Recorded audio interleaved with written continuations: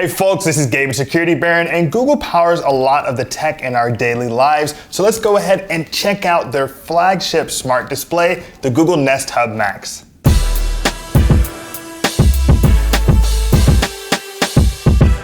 In today's review of the Google Nest Hub Max, I'm going to go over some pros and cons, its design, its feature set, the installation process, its mobile applications, the user experience, before answering a few common questions about the Google Nest Hub Max and telling you who this device is for.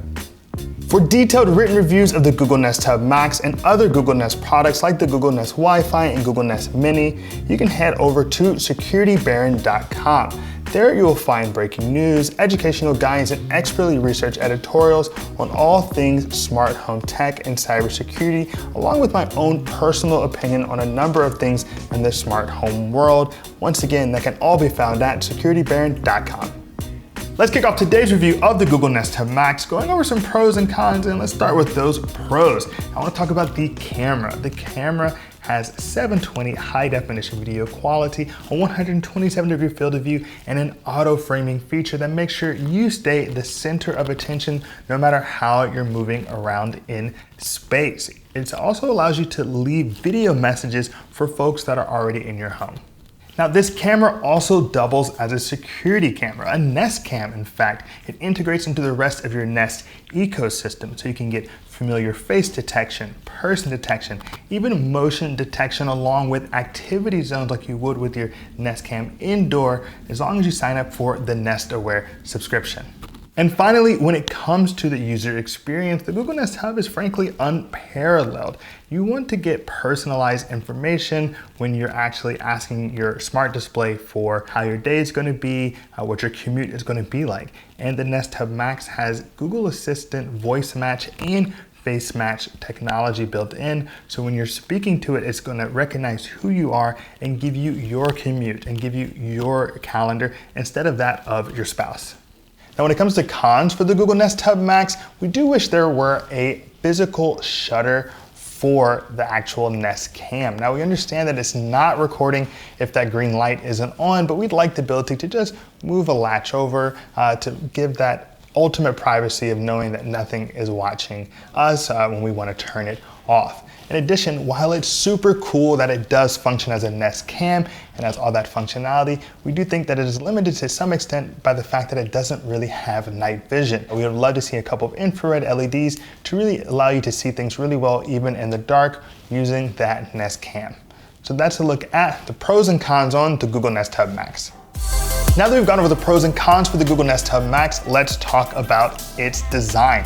Now, it's about 10 inches wide, 7.2 inches tall, and it's got a flush display with two microphones on either side of this camera that's picking up 720p video quality, and the display itself is putting out 800p. So you're gonna see things nice, high definition with this device. And it has a green light beside that camera to let you know when you're being recorded. And when we turn to the back, you'll note that not only can you control it with your voice, but you can also control it with this one privacy mic where you're able to turn it in this direction. And once you see that orange, you know that you're not being listened to, not being seen.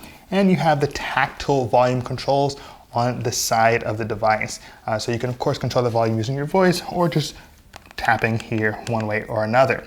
Now, you'll note this is a pretty hefty device, and inside you'll find solid speakers. I actually like the sound that comes from this device, and a proprietary power cable. So you can't actually just use any old power cable with the Google Nest Hub. You're gonna make sure you keep the one that they give you. So that's a look at the design on the Google Nest Hub Max. Well, hold on. I hope you're enjoying today's review of the Google Nest Hub Max. You'll be kept up to date on the newest in smart displays, smart home security, cybersecurity, and more. Subscribe to our channel, Security Baron. We're dropping new content weekly. All right, let's get back to the video. Now that we've gone over the pros and cons and the design on the Google Nest Hub Max, let's talk about its feature set. Now, it has Google Assistant. Now, Google Assistant is a virtual assistant that can help you with various integrations and your productivity and just getting things done. But what's cool about the Nest Hub Max is that it brings voice match and face match to this technology. And what does that mean in a concrete sense? Well, it means when I'm searching YouTube for videos, it's going to look at my face and listen to my voice and know exactly the types of videos that I'm looking for based on my previous searches. And when I ask it, what do I have on deck for the week in terms of my calendar, it's going to give me my calendar results and not the results of someone else in my household. So I'm a big fan of those elements of the Google Assistant with Google Nest Hub Max.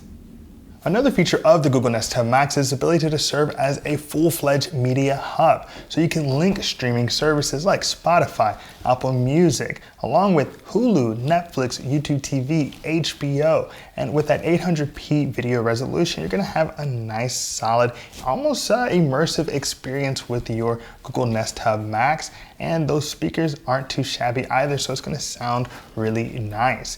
Now, in fact, on top of being the media hub, it can also port your media to other Chromecast supported devices in your home. In addition to controlling your media, you can also control all of your smart devices using your Google Nest Hub Max. And that means a smart bulb, a smart thermostat, a smart plug can all be controlled not only using the display itself, but you can also just use your voice and Google Assistant. The Google Nest Hub Max is also packing a security cam. It has 720p high definition video, a 127-degree field of view, and if you subscribe to Nest Aware, you get familiar face detection, person detection, motion detection, even the ability to set up activity zones so you can have specific spaces that you're particularly looking out for. In addition to using the Nest Cam as a security element, you can of course have it be an element for fun and productivity using Google Hangouts and Google Duo for video chatting. Now you have nice speakers built in, you have microphones that are built in that are gonna ensure you have a nice free-flowing conversation, but what's really fun about the Google Nest Hub Max camera is that auto framing feature, which means that you stay centralized, you stay the focal point of any conversation with that pan and zooming that's gonna happen anywhere within that 127-degree field of view. Lastly, I want to talk about the Ambient IQ and Ambient EQ on the Google Nest Hub Max. The Ambient EQ allows the display on the Google Nest Hub Max to adjust the color temperature and display brightness for whatever the situation is in the room that you are in. And the Ambient IQ allows the microphones to cut through that ambient noise to make sure you're being heard loud and clear. So that's a look at the extensive feature set on the Google Nest Hub Max. Now that we've gone through the feature set, let's walk you through the installation process on the Google Nest Hub Max. To install your Google Nest Hub Max, you're of course going to first plug it in, then you're going to want to whip out your phone and that Google Home mobile application for the rest of the installation walkthrough.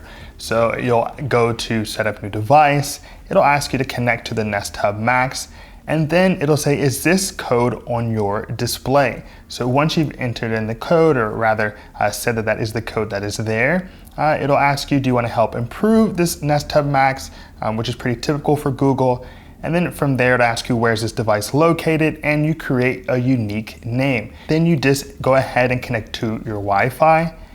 And from the Wi-Fi, you will go ahead and set up your Google Assistant. And I went ahead and activated the voice match on this device. Now I already have Google Assistant on a number of devices, so I just had to activate the voice match that I already created. And you can do the same with your device, or you can decide not to. Now voice match is important because it helps you to get personalized results when you ask it questions. Another way you can personalize your experience is with face match. Face match essentially goes through and gets your face into the system so it knows you from other folks, so you can get your personalized content. And the way you set that up is you start it by holding your phone to your face at eye level, turn one direction and turn in another, and then you will create your face model on this particular Nest Hub Max, allowing you to get your information and not other people's when you have a shared device. So you're looking now at linking your music, radio, and video services along with live TV, linking your phone number so you can have Google Duo calls, and that's it. That's pretty much the entire process. Of course, you can go ahead and sign up your various photo albums so you can have a nice background when you're not having to use the actual device itself. Put in your address and it'll teach you how to use the physical controls, and your Google Nest Hub Max is installed. Now that we've got it installed, let's check out the mobile applications that we'll be using with your Google Nest Hub Max. Now, the main app you'll probably be using is the Google Home app, and people seem to be enjoying their experiences. It has a 4.5 out of 5-star rating in the Apple App Store and a 4.1 out of 5-star rating in the Google Play Store. Now, for the security elements of the Google Nest Hub Max, you'll be using the Nest mobile application, and that does even better, where it has a 4.7 out of 5-star rating in the Apple App Store and a 4.4 out of 5-star rating in the Google Play Store. So let's go ahead and dive in. So here I am looking at my Office Max Google Nest Hub Max on the Google Home mobile application. So I jump in, and from here you'll note I can go directly and look at that photo frame. So I can hit Edit Photo Frame. In the bottom right-hand corner, you can do your own Google Photos, or you can just do a curated image and artwork gallery, which is what I like to do. You can also decide whether or not you want to have your weather and time. I think those are useful, so I keep them on my particular device. And to the left of that, you'll note you have the Nest Cam. So you can hit View Nest Cam and say, hey, how you doing? You can see me right here on the Nest Cam. You get a nice shot of everything going on. Now, if I go back out, I can go into the upper right-hand corner. You see settings. And of course, you want to look at the ultrasound sensing. It's going to be emitting a sound at a high frequency that humans cannot hear. And that way it can know how far away other things around it are from the device itself, so it can make sure it's displaying things properly. Beyond that, you have recognition and personalization options, so you can decide how personalized you want your experience to be. And then when it comes to the Nest Cam, you have home monitoring features and home monitoring audio. And this essentially will be your ability to toggle on and off various features of your Nest Cam. So that's a look at the Google Home mobile application with the Google Nest Hub Max. So here I am checking out the Nest Hub Max in the Nest mobile application. If you really want to get all the features out of it, you're going to have to use the Nest mobile app and go beyond the Google Home app, where you can just look at your live view. For many of the features I'll be going over, you do need to have Nest Aware, and that is a subscription offered by Nest, and you're going to be paying that monthly in order to get some of these elements, like timeline. Let's go ahead and check out that timeline. Now you can see here, there's a familiar face, and you can see talking. There are a number of elements that you can look out for using the timeline element. So if I want to go back and see what's happened in the past, I can do so. Beyond that, we can actually go and check out the various people that it's seen. So has it seen this person? Do I know this person? Yes. And I've gone through a number of people now in this app. So familiar faces is a great element. And to dive deeper into some of these settings, let's go ahead and look. So you see here, I have the ability to set schedules. So I have a schedule for Monday, a little bit for Tuesday and Wednesday. If I wanted to add a schedule for Thursday, I could go to add time. And let's say I just wanted it to be off between 3 p.m. and let's say 5 p.m. on Thursdays. And voila, now I've set that the camera's going to turn off, give a little bit of privacy between 3 and 5 p.m. on Thursday, and that's indicated by the gray bar instead of the blue bar, which indicates that the camera is doing the monitoring at that time. And if I wanted to make an activity zone, I can do so. Now, activity zones are really useful elements of Nest Aware because they allow you to watch specific zones in your home, and you can kind of ignore the rest. So if I want to create a new zone, let's say I want to create a zone right in that bottom right-hand corner. I can move these various points. And now look. Now I'm watching this bottom right half, or rather bottom lower half right side of this particular room, which is a really useful element with your Nest Cam. And you have the ability to look at your familiar faces, see who is being added to the library. You can clear the library or just toggle that feature on and off, along with deciding on how high quality you'd like your video to be. Of course, the higher the quality, the more bandwidth you're going to be taking, and that's something to keep in mind. So that's a look at the Nest Hub Max on the Nest mobile application. Now that you've seen how it works on mobile, let's show you how it actually operates day to day by demonstrating the user experience. So here I am checking out the Google Nest Hub Max, and I want to go ahead and start that user experience looking at the Nest Cam. So I just say, hey Google, show me Nest Cam. Sure, streaming Office Max. So you can see here that it has a 127-degree field of view, so it's capturing everything in this space, and it's streaming at 720. So it's at pretty solid video quality for a smart display. Like for the actual security cameras, we like 1080p, but from a display, we're really happy with this solid 720. So this is what it looks like with your Nest Cam live monitoring. So let's go ahead and go back to the home screen. Hey Google, go home. A really awesome element of the Google Nest Hub Max is the fact that it can give you personalized results based on the voice and face match. So if I ask it as Gabe, hey Google, show me my calendar for today. There are 4 entries today. Here are the first 3. The first one is an all-day event called Graphics Meeting. The second is an all-day event called Alvin Ailey. Following that, at 5:30 p.m., you have Dinner at Loud. So that's just a look at my day. If I want to go back to the home screen now, I can just say, hey Google, go home. Now with Google's voice and face match, I can actually have other members of the home get their own personalized results, like my buddy Levi. Hey Google, show me my calendar for the day. There are 2 entries for today. At 7 p.m., you have Beers with Kevin. Following that, at 9 p.m., you have Do Laundry. Hey Google, go home.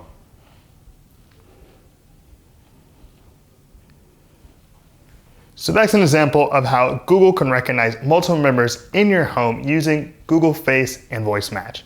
Now, of course, with a device like the Google Nest Hub Max, you're going to want to stream some media. Let's start it out by just streaming some music. So I can say, hey Google, play Oceans by Vallis Alps on Spotify. Oceans by Vallis Alps, sure. Playing on Spotify.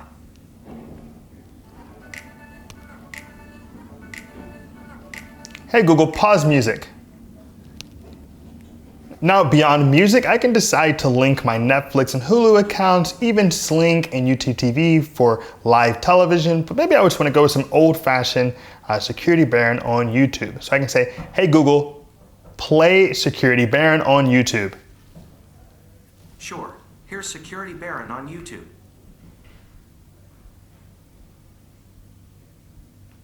Hey folks, this is Gabe Security Baron, and I want to now, if I don't want to be listening to this in our November giveaway of an Amazon, I can use a gesture like I just did, where I basically do the stop motion in front of the Google Nest Hub Max, and it reads that and actually pauses the video.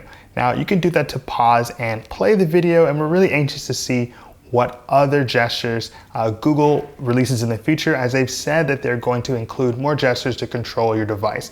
So just one more time, you can see this gesture, Echo Dot with clock, the rings, pretty fun. So let's go ahead and get out of here. Hey Google, go home. 73 and Michael. Now beyond media, you can actually control a lot of the devices in your Google Smart Home.